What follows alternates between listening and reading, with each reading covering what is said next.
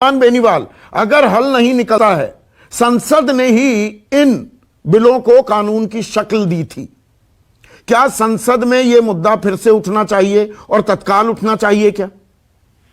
संदीप जी, आपने जो एक बात कही थी शुरू में कि प्रधानमंत्री जी हर बार, हम तो पहली बार चुन के गए थे, जब भी कोई नया बिल आता था तो पहले ऑल पार्टी की मीटिंग बुलाते थे, एनडीए की मीटिंग बुला के कहते थे भाई इस सत्र में चर्चा होगी।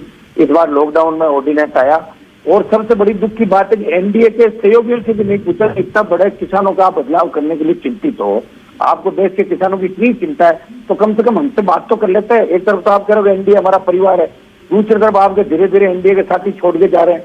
और आप पहले कहते राजस्थान में इसका असर नहीं, महाराष्ट्र में असर नहीं, गुजरात में असर नहीं, राजस्थान का पूरा बॉर्डर पे हम लोग बैठे हैं 26 तारीख से, 12 तारीख से चल रहा है, 50 से ज्यादा मौतें हो गई। लोकसभा का तुरंत आप सत्र बुलाना चाहिए, एक बार ऑल पार्टी की मीटिंग करें, एनडीए के साथी की मीटिंग करके वापस चर्चा कर रहा हूँ, इसमें कौन सी बड़ी बात हो गई। कई बार बिलों पे वापस चर्चा हुई है, कई बार संशोधन हुए, वापस लिए गए, और किसानों के सामने झुक भी जाओगे तो कौन सा गलत मैसेज जाएगा। यही तो आपको सत्ता के अंदर लेके आएंगे।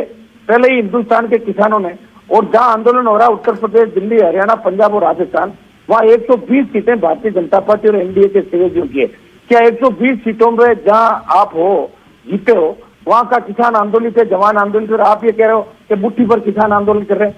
ये 120 सीटें जब बीजेपी और एनडीए जीत गया है, क्या मुट्ठी पर किसान है?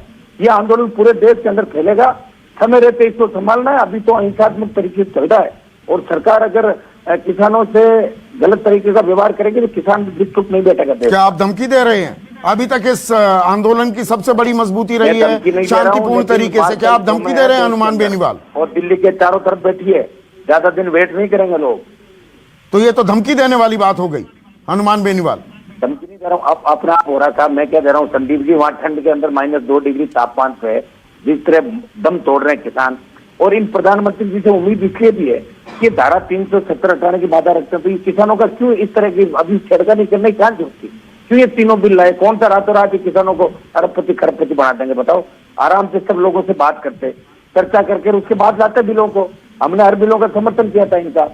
ठीक है, मेरी पार्टी की मान लो 1 सीट होगी, बीजेपी के लोग ये भी कह रहे हैं भाई इनको हमारी जरूरत नहीं है, 303 सीटें हैं, अगर 267 या 72 पे होते तो ये तो रातों रात गर्ज करता है हमारी। आओ साहब आओ, बताओ क्या करना है, क्योंकि संख्या ज्यादा है, एनडीए के सहयोगियों को भी नहीं पूछ रहे हैं। आते हैं कक्का जी, मुद्दे पर आते हैं। ये बताइए, संसद में हल निकाला जाए क्या? आपकी बातचीत तो अटक रही है, लटक रही है। संसद ने ही यह कानून बनाए, संसद का आपातकालीन सत्र बुलाना चाहिए क्या? मेरे से पूछ रहे हैं? जी कक्का जी, आप ही से। हेलो जी, आपसे कक्का जी। बिल्कुल बुलाना चाहिए, बिल्कुल बुलाना चाहिए। 70 किसान अभी तक शहीद हो चुके हैं। सरकार अंधी और गूंगी सरकार है ये, इसको निर्लज्जता के पूर्वक किसानों के, देश के अन्नदाता से माफी मांगना चाहिए, और माफी मांगकर सत्र को निश्चित बुलाना चाहिए, और सत्र में चर्चा हो, पूरे देश के लोग देखें उसको।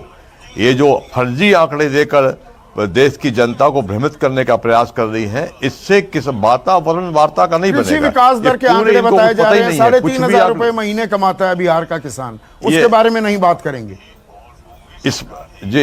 इस पर बहुत चर्चाएं हो चुकी हैं, आपने बहुत स्टडी की है, आपकी स्टडी को हम सल्यूट करते हैं बार बार, कि बिहार की जो है आमदनी वो 3,500 रुपए महीना है किसान की, हरियाणा की 1,90,000 है। ये कौन सा गणित लेकर आई हैं? इनको ये भी नहीं पता है कि नोटिफिकेशन कब हुआ है, किस तारीख को हुआ है।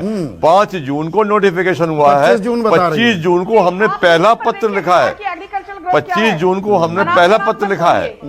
और ये लगातार झूठे आंकड़े, झूठी बातें बोल रही हैं, और ये जो है लगातार भ्रमित करने का प्रयास कर रही हैं। इनको तैयारी से आना चाहिए, अपनी छवि तो खराब कर रही हैं, अपनी पार्टी की छवि को भी विनाश करेंगी पूरा, क्योंकि इस प्रकार से बगैर तैयारी के आग में सो कर बैठी हुई हैं। इन पर चर्चाएं पूर्व में बहुत हो चुकी हैं, तमाम आंकड़े देश के सामने रखे गए हैं। 70 किसानों की मौत पर 2 मिनट की मौन धारण करने की भी हैसियत इस सरकार की नहीं है। हमको बोलना पड़ा कि 70 किसान शहीद हो चुके हैं, जब तक उनको श्रद्धांजलि नहीं देंगे हम आगे कार्रवाई नहीं करेंगे। तो ये तमाम बातें हो चुकी हैं, ये हकीकत में तो आए, आप कह रहे हैं किसान संसद की का आवाज को आपातकालीन सुने। सत्र बुलाना, कानूनों पर चलो अभी छोड़ भी दो, एमएसपी आप लिखित आश्वासन देने को तैयार हैं, उसको कानूनी गारंटी दे दें तो क्या बीच का रास्ता निकलेगा? संजू 30 सेकंड्स।